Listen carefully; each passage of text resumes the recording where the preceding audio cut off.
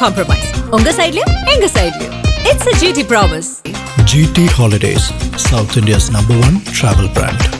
S, வீடு, schools, hotels, store room இங்கெல்லாம் partition wall கட்டணும்னாலும் இப்போ பில்டிங் ஓனர்ஸோட first choice Renocon Rapid Wall Panels.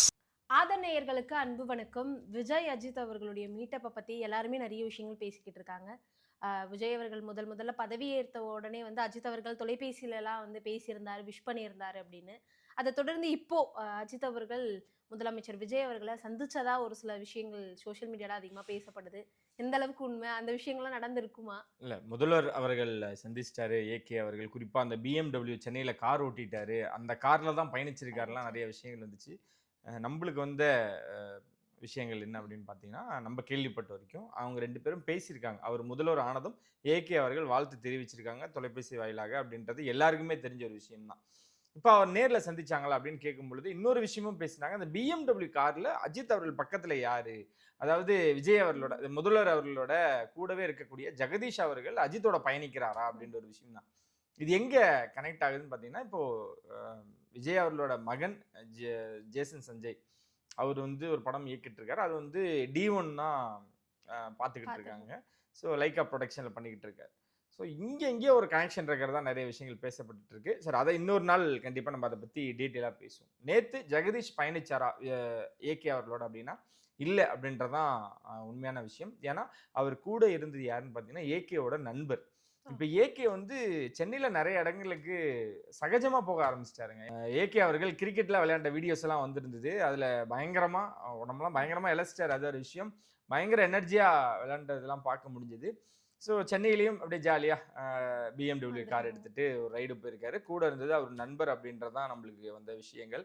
So இதன் இடையில சந்திச்சிருக்காங்களா அப்படின்னு பார்த்தீங்கன்னா சந்திச்சிருக்காங்க அப்படின்னு தான் நம்மளுக்கு தகவல் வருது. விஜய் அவர்களோட வீட்டில் வச்சு சந்திச்சதா சொல்லப்படுது. நீ இந்த கூட இருந்து பார்த்தியா, இன்னும் 2 பேரும் பேசுனதையும் கூட இருந்ததையும் பார்த்த மாதிரியே இருக்கு அப்படிலாம் நிறைய பேர் கேட்பாங்க.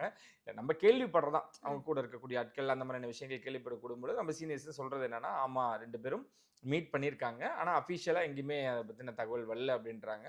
ஸோ முதல்வர் அவர்களும் பிசி ஷெட்யூலில் வந்து வேற எங்கேயும் சந்திச்சிருக்க முடியாது. ஒன்று அந்த சந்திப்பு நடந்திருந்தால் அவங்களோட வீட்டில் தான் நடந்திருக்கணும். இன்னொன்று முதல்வர் போய் ஏகேவை சந்திச்சிருக்கலாம்ல அப்படின்லாம் சொல்லப்படுது. ஏங்க, அவருக்கு எவ்வளோ பெரிய கான்வாய் இருக்குது, ஒரு ப்ரோட்டோகால் இருக்குது. அவர் அங்கே போகிறதுனா எல்லாருக்குமே தெரிஞ்சிருக்கும். அவரோட இல்லத்தில் சந்திக்கும் பொழுது இவ்வளோ பெரிய விஷயமே வராது. ஏகே அவர்கள் முதல்வர் அவரோட இல்லத்தில் வச்சு சந்திச்சிருக்க வாய்ப்புகள் இருக்குது. அந்த மாதிரி நடந்திருக்கலாம், நடந்திருந்தா சந்தோஷம்தான். இன்னொன்று, முதல்வரை எல்லாருமே சந்திச்சுக்கிட்டு தான் இருக்காங்க. திரை உலகத்தில் இருக்கக்கூடிய அனைத்து சங்கத்தினருமே சந்திச்சிருக்காங்க, வாழ்த்து தெரிவிச்சிருக்காங்க, நிறைய கோரிக்கைகளை வச்சிருக்காங்க. அந்த வரிசையில் ஏகே அவர்கள் சந்திக்கிற ஒரு நண்பராகவும் ஒரு நடிகராகவும் சந்திக்கிறதுல மிகப்பெரிய ஒரு ஆச்சரியப்படக்கூடிய விஷயமே எதுவுமே இல்லை. ஷாலினி அவர்கள் ஒரு மேடையில் ரொம்ப அழகாக சொல்லியிருந்தாங்க, 2 பேரோட நட்பு அவ்வளோ புனிதமாக இருக்கும், ஒருத்தரோட வெற்றியை ஒருத்தர் கொண்டாடிக்கிட்டே இருப்பாங்க, அதுதான் இவங்க 2 பேருக்கும் உள்ள ஒரு ஒற்றுமையான விஷயம் அப்படின்னு சொல்லியிருப்பாங்க.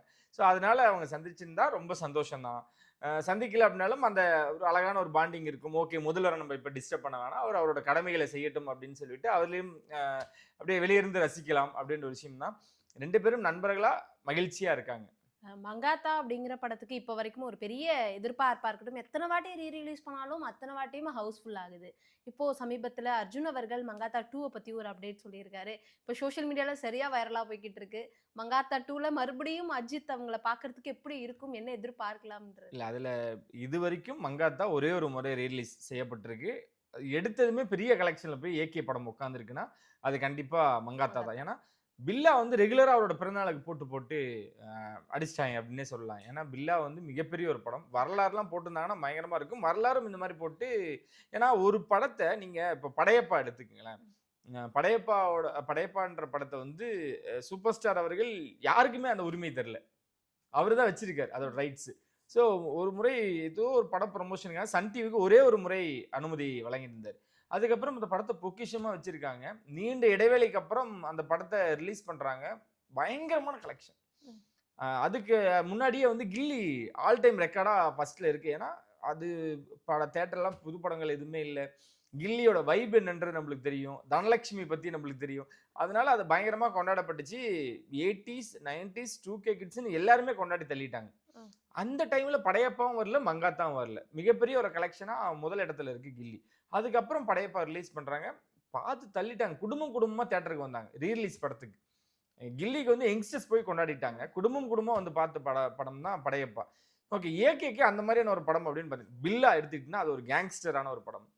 இன்னும் நிறைய படங்கள் சொல்லிட்டு போகலாம். அது வில்லனு வரலாறு இந்த மாதிரி நிறைய இருக்கு. அவர் படத்தை பயங்கரமா கொண்டாடினா எக்கச்சக்கமான ஒரு படங்கள் இருக்கு. ஆனா மங்காத்தான் எடுத்துட்டீங்கன்னா இந்த மாதிரி ஒரு படம் மறுபடியும் வருமா, தமிழ் சினிமாக்கே மறுபடியும் வருமானா அது ரொம்ப சந்தேகம் தான். ஸோ அந்த படத்தை ரீரிலீஸ் பண்றாங்க சன் பிக்சர்ஸ். இதுக்கு தாண்டா நாங்க காத்துக்கிட்டு இருந்தோம் அப்படின்னு படத்தை கொண்டாடி தள்ளிட்டாங்க. வந்தது எல்லாமே யங்ஸ்டர்ஸ் மட்டும்தான்.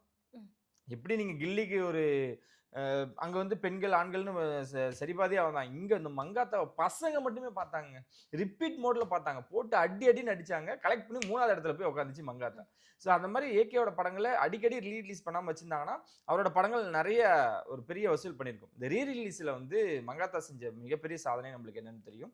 அதனால இப்போ மங்காத்தா 2 பற்றி அர்ஜுன் அவர்கள் சமீபத்தில் பேசியிருக்காங்க. இதை பற்றி நாங்கள் நிறைய பேசியிருக்கோம். தயார் நிலையில் இருக்கு. விபி அவர்கள் தயார் பண்ணிட்டாரு.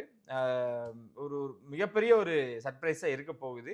மிக விரைவில் அதை எதிர்பார்க்கலாம் அப்படின்னு சின்னதாக ஒரு ஹிண்ட் கொடுத்துருக்காரு. ஆனால் விபி இப்போதைக்கு ரொம்ப பிஸியாக இருக்காருங்க. அவருக்கு நிறைய கமிட்மெண்ட்ஸ் இருக்கு. ஏகே அவர்களும் துணிவு முடிச்சுட்டு குட் பேட் அக்லின்னு ஒரு படத்தை முடிச்சுட்டு உடனே பண்ணுவாரா அதே ஜானரில் அப்படின்னா அது கொஞ்சம் சந்தேகம் தான். அவரை பொறுத்த வரைக்கும் எல்லாத்துலேயும் ட்ரை பண்ணுவார். ஒரு விசுவாசம் பண்ணார்னா ஒரு துணிவு இருக்கும். ஸோ அந்த மாதிரி 1 by 1 ஒவ்வொரு படங்கள் செலக்ட் பண்ணுவார். சொல்ல முடியாது. ஃபேன்ஸுக்கு தன் நண்பர் விஜயும் இல்லை, நம்ம தான் இருக்கோம், அவங்களுக்கு பிடிச்ச மாதிரி ஒரு படத்தை கொடுக்கலான்னு நீ வர நாட்களில் கேங்ஸ்டராகவே எடுக்கலாம். சூர்யா தான் வந்துட்டார்ல, 300 கோடி கலெக்ட் பண்ணிட்டாரு. அவர் அந்த பெஞ்ச் மார்க் பிடிச்சிட்டாரு. அதனால சூர்யா டிராவல் பண்ணிட்டோம், ஃபேமிலி ஆடியன்ஸோட அவர் என்ஜாய் பண்ணிட்டோம். இல்லை நான் விசுவாசம் மாதிரி கொடுத்து அந்த ஆடியன்ஸை நான் கைக்குள்ளே வச்சிருப்பேன். ஒரு படம் ஃபேமிலி ஆடியன்ஸுக்கு, ஒரு படம் நம்ம ஃபேன்ஸுக்கு அப்படின்னு அவர் முடிவு எடுக்கலாம். அந்த மனுஷனை நம்ம புரிஞ்சிக்கவே முடியாதுங்க, ஜட்ஜ் பண்ணவே முடியாது. அதனால அவர் என்ன விஷயங்களோ என்ன முடிவோ அவர் தான் எடுக்கணும். ஆனால் மங்காத்தா 2 ரெடியாக இருக்கு. அதுக்கு அடுத்த கட்டமாக கொண்டு போகிற பணிகள் மட்டும்தான் இன்னும் பேலன்ஸாக இருக்குது அப்படின்னாங்க. இந்த நேரத்தில் கருப்பை பற்றி சொல்லணும். எப்படியா அந்த யாருக்கு அந்த சீட்டுன்றாங்க. கருப்பு படத்தை பார்க்குறவங்களுக்குலாம் தேட்டரில் சாமி வரதெல்லாம் நம்மளால பார்க்க முடியுது. அதில் இந்த ஒரு மேஜிக் இது வரைக்கும் சூர்யா அவர்களுக்கு இதுக்கு முன்னாடி நடந்திருக்கலாம். அதான் சொல்லுவாங்க எந்த படத்தில், பிரின்ஸ் படத்தில் நினைக்கிறேன், இந்த மாதிரி சம்பவம் இதுக்கு முன்னாடி நடந்ததில்லை ஆனால் ஒரு வாட்டி நடந்திருக்குன்ற மாதிரி அவ்வளோ பெரிய ஒரு மாற்றத்தையும் அவ்வளோ பெரிய சந்தோஷத்தையும் கொடுத்துருக்கு கருப்பு படம். ரிலீஸ் டேட்டு போடுறாங்க, படம் ரிலீஸ் ஆகலை. அன்னைக்கு ஃபினான்ஷியல் இஷ்யூவில் மாட்டிக்கிச்சு. கையிலேருந்து எடுத்து 30 கோடி கொடுக்குறாரு. படத்தை உடனே ரிலீஸ் பண்ணுங்க. அவர் நினைச்சிருந்தா அதுக்கு முன்னாடி நாள் ஈவினிங் ஷோ கொடுத்துருக்கலாம், இல்லை ஆஃப்டர்நூன் ஷோவில் ரிலீஸ் பண்ணியிருக்கலாம். வீரதீர சூரன் பார்த்துருப்பீங்கன்னு நினைக்கிறேன். அப்போ வந்து அதுக்கும் இந்த இஷ்யூ வந்துச்சு.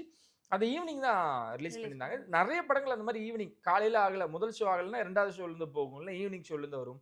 எவ்வளோ தெளிவாக சூர்யா அவர்கள் சினிமாவை எப்படி லவ் பண்ணுறாருன்னு பாருங்களேன். அந்த படத்தை நீங்கள் ஈவினிங் ஷோலேருந்து ரிலீஸ் பண்ணிங்கன்னா ஏதாவது ஒரு மாதிரியான விஷயங்கள் நடந்துரும், தவறாக போயிடும், தப்பாக நடந்துரும். நீங்கள் அடுத்த நாள் காலையில் ஃப்ரெஷ்ஷாகவே ஸ்டார்ட் பண்ணுங்க அப்படின்னு அவருக்கு அங்கே தோணி 30 கோடி எடுத்து கொடுத்தது. ஒரு நிமிஷம் வேலைங்க அது. இப்போ காலைல 9 மணி ஷோவில் வந்து அவ்வளோ பெரிய இஷ்யூ இருக்குன்னா 30 கோடி மாற்றி விட்றா, அடுத்த ஷோலேருந்து படம் வரணும் அப்படின்னு அவர் நினச்சிருந்தா பண்ணியிருந்துருக்கலாம். ஆனால் அடுத்த நாள் இருந்து போகக்கூடிய விஷயங்கள் இருக்குல்ல, அதை தான் அங்கே அந்த பிஸ்னஸ் அவருக்கு தெரியுது. ப்ரொடியூசரோட வழி தெரிஞ்சு தான் 30 கோடி எடுத்து கொடுக்குறாரு. ஃபேன்ஸுக்கு வந்து நான் ஒவ்வொருத்தரும் ஏமாற்ற விரும்பலை, நீ அடுத்த நாள்லேருந்து ஃப்ரெஷ்ஷாகவே பாரு, எவ்வளோ வாட்டி வேணாலும் பாரு அப்படின்ட்டு அடுத்த நாள் காலையில் ஃப்ரெஷ்ஷாக ஸ்டார்ட் பண்ணுறாரு. அவங்க எல்லாருமே வேண்டின மாதிரி கருப்புசாமி கூடயே இருந்து அந்த படத்தை வெற்றி படமாக கொடுத்துருக்காங்க. ரொம்ப மற்றற்ற மகிழ்ச்சியில் டீமும் இருக்காங்க. குடும்பங்கள் இப்போ வந்து ஏன்னா இப்போ நீங்கள் இந்த படம் பார்த்துருப்பீங்க, வேல் படம் பார்த்துருப்பீங்க. அப்போல்லாம் வந்து சூர்யா பயங்கரமாக கொண்டாடினாங்க.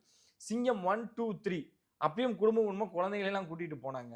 சூரரை போட்டு ஜெய்பீம் இதுக்கப்புறம் ஒரு மாற்றங்கள் இருந்துச்சு. இது எதற்கும் துணிந்தவன் அந்த படம் பார்க்கும் பொழுதும் சன் பிக்சர்ஸ் ப்ரொடக்ஷனில் அதுக்கும் ஃபேமிலி ஆடியன்ஸ் எல்லாம் வந்து பார்க்க ஆரம்பிச்சாங்க. நடுவில் இந்த கங்குவாவாக இருக்கட்டும், ரெட்ரோவாக இருக்கட்டும், இந்த மாதிரி வரப்பொழுது தான் கொஞ்சம் அப்படியே தடுமாற்றங்கள் இருந்துச்சு. மறுபடியும் பீக்கை பிடிச்சிட்டாரு. அடுத்தது இன்னும் 2-3 படங்கள், விஸ்வநாதன் சன்சா அந்த படமும் தயார் நிலையில் இருக்குது.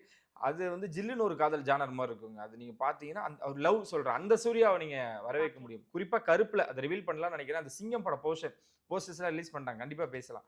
அதில் பார்த்தீங்கன்னா சிங்கம் படத்தப்ப சூர்யா எப்படி இருந்தார், கிட்டத்தட்ட அதே மாதிரி தான் இருக்காரு. அவருக்கு ஃபிட்னஸில் அவருக்கு கிட்டேயே போக முடியாது.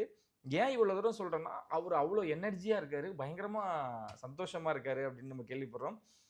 கொடுத்தார்ல 30 கோடி படத்துக்கு ஒரு இஷ்யூன்னு சொல்லி கொடுத்தார்ல, அது எல்லாமே அவருக்கு ப்ராஃபிட்டாக வந்துருச்சு. ரொம்ப மகிழ்ச்சியா இருக்காங்க ப்ரொடக்ஷன். ஆனா கருப்பு படத்துல இந்த கோட் படத்துடைய இந்த ட்ரெயின் சீக்வன்ஸ் வரும்ல, அது இல்லையேன்னு இப்போ கொஞ்சம் லேட்டா வரவங்க பாக்குறவங்க எல்லாம் கொஞ்சம் ஃபீல் பண்றாங்க. அது பார்க்க முடியுது. எடிட்டர் ஒவ்வொன்றா ரிவீல் பண்ணிட்டே இருக்காரு. இதுல நிறைய விஷயங்கள்லாம் இருக்கு, ஹிண்ட் எல்லாம் இருக்கு. மீண்டும் சொல்றேன், படம் பார்க்குறவங்களாம் போய் பார்த்துருட்டும். ஏன்னா இன்னும் கொஞ்சம் ஆடியன்ஸ் எல்லாம் இருக்காங்கல்ல. 300 கோடி தான் கிட்ட வந்துருச்சு. 400 கோடி இருந்தால் கூட சந்தோஷம் தான். ஏன்னா அதுக்கு முன்னாடி வர படம் கூட தள்ளி போயிருக்கு. என்ன காரணம்னு கேட்டால் கருப்புன்னு ப்ரொடக்ஷன் அந்த அந்த டீம் புதுசாக ரிலீஸ் ஆகக்கூடிய படங்களோட ஆட்களுமே அதான் சொல்கிறாங்க, கருப்பு நல்லா போயிட்டு இருக்குங்க, ஸோ அதனால நாங்கள் வந்து தள்ளி போய்க்கிறோம் அப்படின்ட்டு.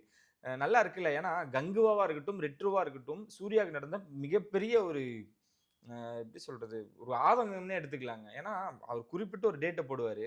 வேட்டைன்னு ஒரு படம் வந்துச்சு, சூப்பர் ஸ்டார் ஒரு படம் வந்துச்சு, இவங்க தள்ளி போனாங்க. அதே தான் ரெட்ரோக்கும் நடந்துச்சு. ஏதோ சம்திங் அஜித் சார் படம்னு நினைக்கிறேன், அவர் படம் ஒரு முழுவதும் தள்ளி போச்சு. இந்த மாதிரி சூர்யா அவர்கள் பல பேருக்கு வழி விட்டுருக்காரு. இன்னைக்கு சூர்யாவோட அவரோட படத்தோட வசூல், இந்த பேய் வசூலை பார்த்துட்டு எல்லாருமே தள்ளி போகிறாங்கன்னா சந்தோஷம் தானே. அதனால இந்த எடிட்டர் இப்போ ரிவீல் பண்ணுற ஒவ்வொரு விஷயமா இந்த மாதிரி நாங்கள் ஆமாம் அது இருந்துச்சு, இந்த மாதிரி கோட் படத்தோட சின்ன விஷயங்கள் இருந்துச்சு, அதெல்லாம் வந்து சில காரணங்களால் அதை நாங்கள் எடுத்திருக்கோம் அப்படின்ட்டு. இன்னும் அதெல்லாம் இருந்துச்சுன்னா எப்படி இருக்குன்னு பாருங்களேன். எப்படி ஏகேக்கு ஒரு ஜிபியோ சூர்யா அவர்களுக்கு ஒரு கருப்பு, அதுக்குன்னா அந்த மாதிரியான கண்டென்ட்டா கேங்ஸ் அப்படி சொல்ல வரல. பழைய சூர்யாவா நம்மளை திரும்ப கொடுத்துருக்காங்கல்ல, அப்படி நான் சொல்கிறேன். மகிழ்ச்சி தானே.